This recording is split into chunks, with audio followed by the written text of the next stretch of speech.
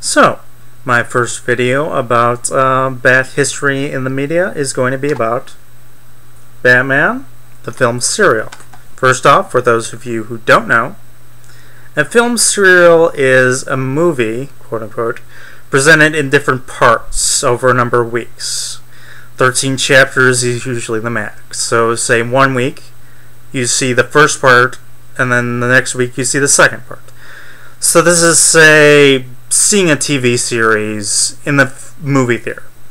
You know, different parts, a number of weeks, over, 13 chapters, and then another, you see another serial, something like that. The sort of last remnant of this is the classic Doctor Who series, where a story would have as much as 4 parts or whatever,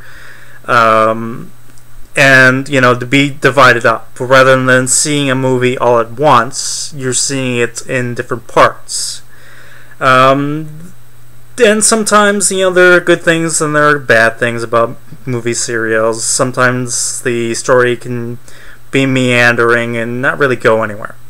But anyways, so this is the first time Batman has been presented in the movie theater or any type of media. First off, before I go any further, let's remember this was done during the Second World War. So the villain is Japanese. There are negative statements about Japanese people. There's very racial comments. I'm neither going to condemn or condone this. It doesn't really add the story. It's of its time. Let's put it that way. So, I may not entirely like it, but, I'm not going to condemn it, because it's the medium of the time. Just as we have certain medium of this time condemning certain people of other countries,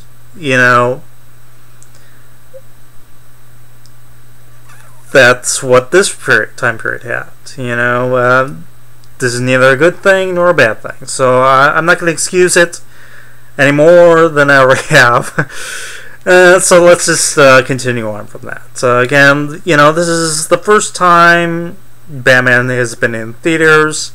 He's working with Robin, fighting against this Japanese doctor, Dr. Deka, who's trying to undermine Western civilization and so on with mind control and these other type of elements that seem more fitting in a space opera really than a sort of superhero thing. But that's what film serial people are, I guess, more used to, so that would have resonated with them very well.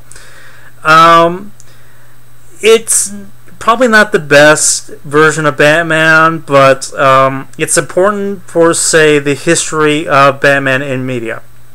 Because, again, it's the first time, and because of other elements, which I'm going to get to in a minute. But first off, let's talk about the costumes. They are not very well made. They're very silly looking, and it's just not the bat ears and the way the mask looks and other stuff like that. It's very silly. So, anyways, what's important is that how it affects the comics later on, and this is why I'm doing these videos. Before the serial, Batman would park his car in an abandoned farm some miles away from his mansion, and he would run down this long tunnel. And let's take note, it's a long tunnel, just a main tunnel, nothing in it. Goes down this long tunnel and into the mansion. This film serial takes that idea and creates the Batcave. The second chapter of this film serial is called The Bat's Cave.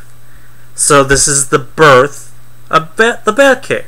The one thing that everyone identifies about Batman is that he has his Batcave. So, this is the sort of first instance of this. This is the creation of it, as you will. Taking it, what was just a tiny little tunnel, into this big thing that has all Batman's cool stuff. The giant penny, the dinosaur, all the images that we, identify with the Batcave. This is the birth of it.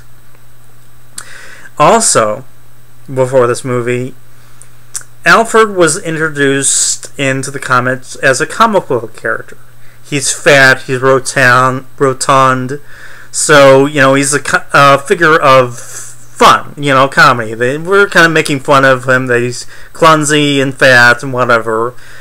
The actor who's playing Alfred in this film serial is thin and lean, has a mustache, and he's partly bald. What happens in comics? The fat Alfred goes to a retreat or whatever and starts losing his weight and building up a little bit, so he's no longer fat or rotund. He's thin, lean, loses some hair, grows his mustache. So, excuse me. So again, we have the movie influencing comics. That Alfred becomes like the actor who depicted him in the movie. In the comics, the Bat entrance was already behind a grandfather clock, which is an influence from Zorro, and the movie picks up on this, that the Batcave entrance is behind the wall clock, and this is this is a Zorro influence, not really a movie influence. But again, if you're willing to accept certain things and just watch the movie for fun, take it as that, a part of Bat history.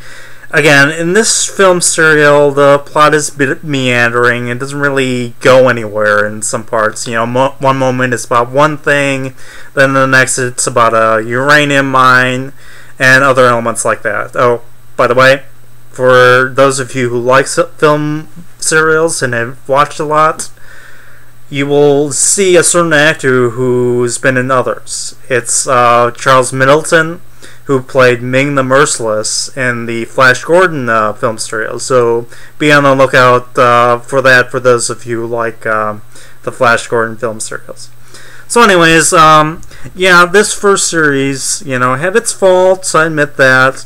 But, whatever bad elements or certain other elements that may not be necessary in this day and age, despite all that, we see how it influences comics. The Batcave, Alfred, and other elements like that, that influence the comics and are still important today, that still resonate with us today, So, that's that movie. I'll be doing the second film serial, Batman and Robin, in a little while. So that's it for now. Thank you.